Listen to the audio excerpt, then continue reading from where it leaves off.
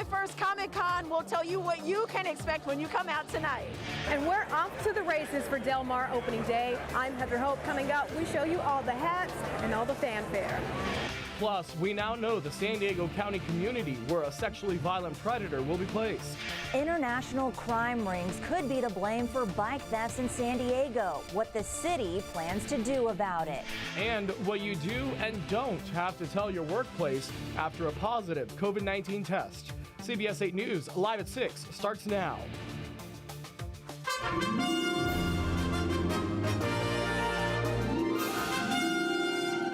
It's an action-packed day 2 of Comic-Con as thousands gather downtown and at the convention center.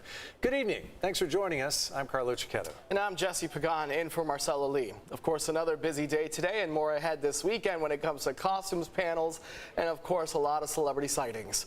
CBS 8's Kirsten Holmes is live from the convention center tonight with all the fun today. Kirsten?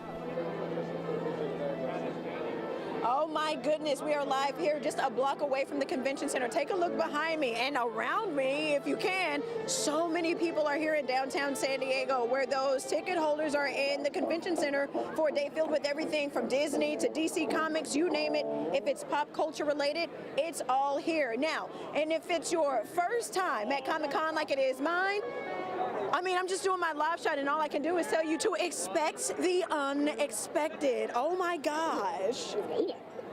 Who are you? Taco pool. Because, hey, everyone loves tacos. Excuse me, sir. Who are you? I'm Doc Brown, and this is Marty McFly. Hello. This is my first Comic-Con. I wasn't expecting this. What should I expect? Don't expect anything. There's a lot of creative people here. You might surprise yourself. All right, so this is my first Comic-Con. What should I expect? This is our first one too, so we're learning right along with you. Who are you? I am Starfire from DC Comics. You can tell the energy here is palpable. There's so much energy going on. There's actually a lot of room for once, which is exciting. Normally this is like this, but everyone's on their best behavior. We're social distancing and looking as good as much as possible. Hello, can I interview you? As you can see, there's a lot to see and be at San Diego's Comic-Con, but I found a Comic-Con OG in Jamie Newbold who says he was back here in 1972 when it all started. The 50th anniversary of when the con went legit at the old El Cortez Hotel. This is my first Comic-Con, so I have no idea what to expect.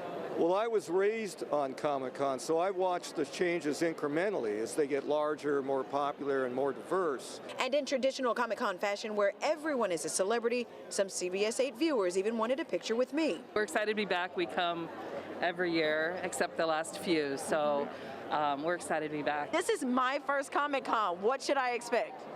Oh, a lot of amazing cosplay. Yes, it's like Halloween on steroids, so lots of good people watching. Who are you guys? I'm Saruman, and this is Glamdalf from Lord of the Rings. Yep. How long did this take to put together? Like to put on or to make? All of it. We've been working on it for the past couple weeks. Who are you? I'm Robin. You're Robin. How old are you, Robin? 10. This your first Comic-Con? Yes. What are you excited to see? That movie. There will be lines for a bunch of things, but if you always want to just run around and people watch, there will be plenty. Okay, so everybody I talked to today say that they were just so excited to be back in person this year. And when I tell you to expect the unexpected, I found my twin out here, the newsman, and we're going to end this with a little bit of... You stay classy, San Diego. Comic-Con 2022! That guy's kind of a big deal. Opening day at the Del Mar racetrack is still going strong right now with thousands of people gathered for the start of the 83rd summer race season. CBS 8's Heather Hope gives us a look at the horses, the hat contest, and the sold-out crowd. Yes, a hat was the main accessory to have out here for the opening day, as big crowds enjoyed the fashion, the food, the sights, and the betting. Excited for Del Mar opening day, ticket holders for the sold-out races got ready to place their bets and take their seats. Off they went blazing down the Del Mar racetrack as the big crowds cheered.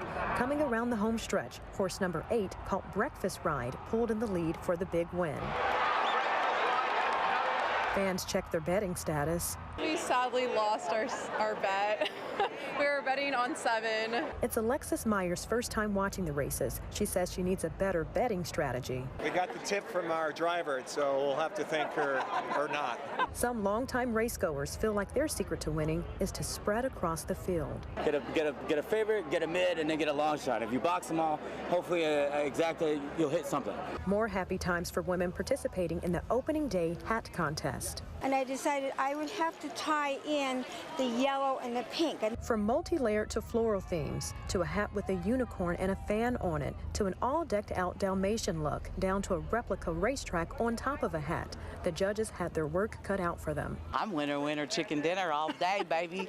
Jennifer Love Lonick designed this edible hat with Starburst candy and mints. Toys, fluff balls, boingy things, happy day, paintbrushes, birds. It took Lori Shelton of Scripps Ranch 12 days to sew on turquoise horses on her hat. I just added the whole Del Mar theme because Del Mar is my favorite place to be. But not everyone loves the horse races. Tomorrow morning, animal rights activist Ellen Erickson plans to hold a protest at the racetrack from 11:30 to 2 p.m. inside the parking lot next to the entrance to the track. Erickson claims close to 200 horses have died in California in the last 2 years. She says just 2 days ago, a 2-year-old unraced filly on the Del Mar racetrack died while training and suffered a broken leg. Despite the opposition, fans at the track today enjoyed the festivities. I love horse racing, and Del Mar is one of the few racetracks they take care of the horses. They're no drugged horses. They treat them well. Now that we have opening day, races go on until September 11th. The last race today is at 6:30. Heather Hope, CBS 8. Borrego Springs will be home to convicted sexually violent predator Michael Martinez. 69-year-old Martinez has several convictions for child molestation dating back more than 40 years.